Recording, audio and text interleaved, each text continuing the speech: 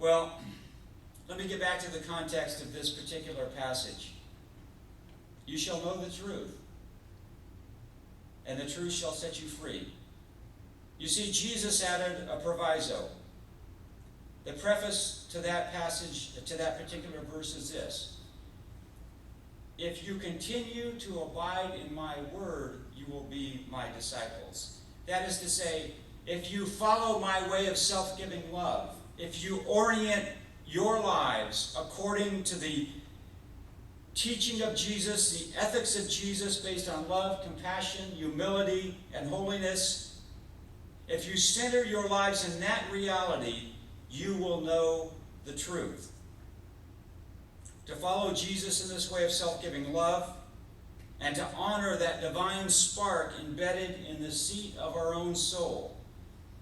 And so we might say that to abide in Christ's word is to be faithful to our own truth, first of all, to live our truth, to live with integrity.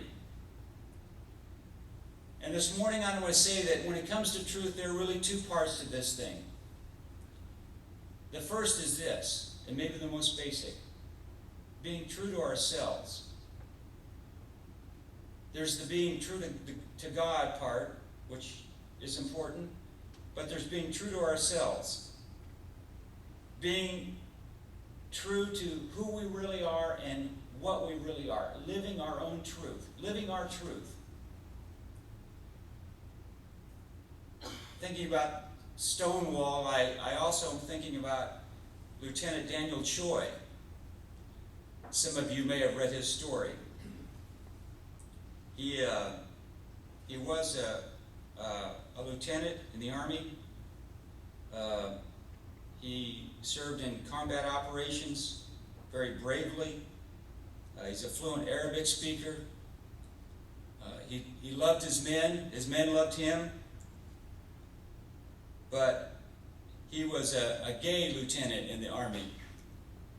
And after some years of faithful service, he just decided he could no longer live with the don't ask, don't tell policy any longer. So he came clean. He came out.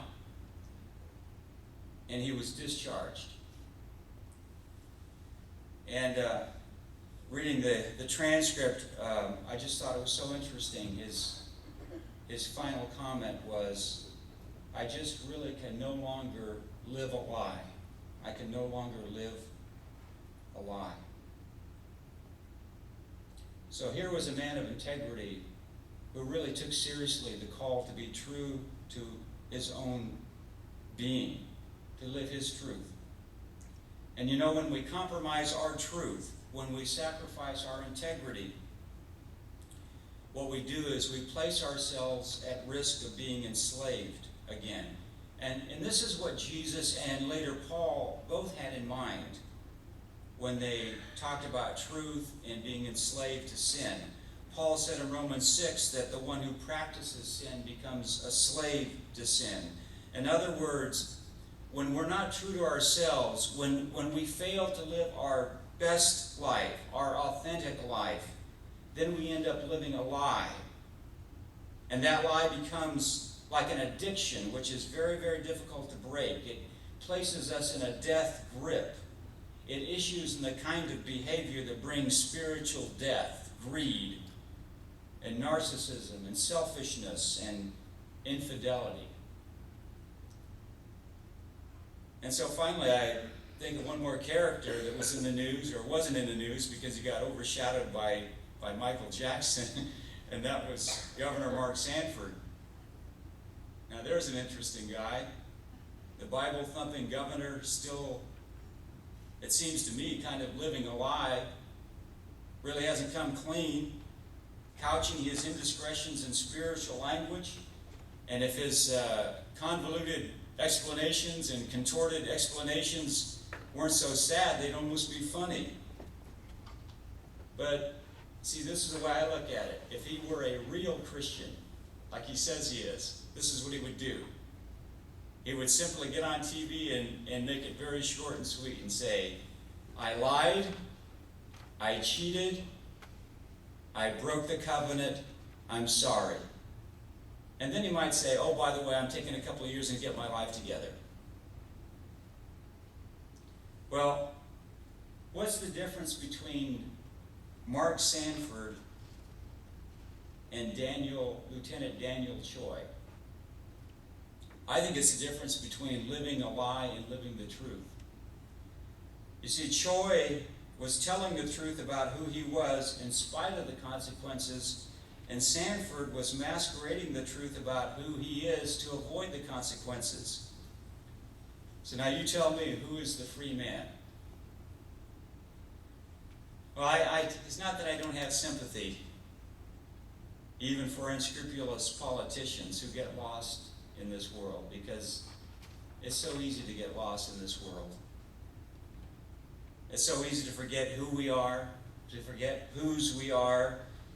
It's so easy to find ourselves unhappy and unfree. And sometimes it's so very hard to find our way back home. I was at the First Methodist Church in Bradenton a few days ago, and I noticed an inscription by John Burroughs. It said this: I come to this place to find myself, because in this world, it's so easy to get lost. It's so easy to get lost. It's so easy to compromise in a very subtle way and to find ourselves enslaved. And it's so very difficult sometimes to find our way home. The only antidote for falsehood is truth. The only antidote for fear is truth. Now, as we seek that truth, our truth, God's truth, there are a couple of things we need to remember. First, in order to find it, we have to be able to accept it and embrace it at all costs. Jesus used the word in this passage, discipleship. If you abide in my word, you will be my disciple. There was a would-be disciple that came to Jesus one time. We know him as the rich young ruler. And he came to Jesus with this question: what is truth? And Jesus didn't go off on some philosophical diatribe. Remember what he told the rich young man, the rich young ruler who said he wanted to know something about truth? He said this: go sell everything you have and give it to the poor. What he meant by that was clear out all of the clutter, clear away all of the excuses, put everything aside in your quest for truth. Whatever it costs, even if you get discharged, even if you get ridiculed, even if you get killed, you have to want this more than you want anything else. And you have to seek it with your whole heart.